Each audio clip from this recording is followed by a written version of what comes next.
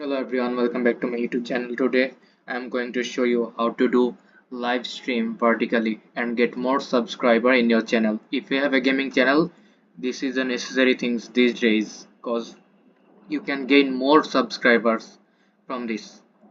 This is like gaming channel. I have a gaming channel and I do live streams and get hundreds of subscribers every day. So what you have to do is go to settings,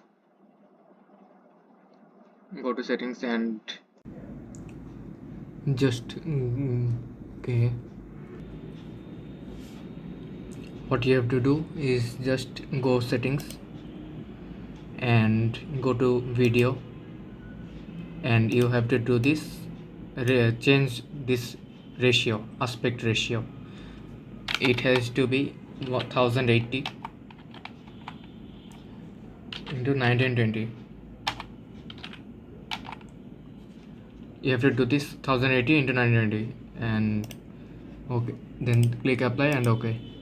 Look like this is a vertical live streams and do this game capture, simple things to do.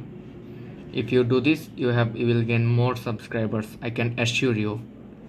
Okay, if you like this video, then make a like and subscribe.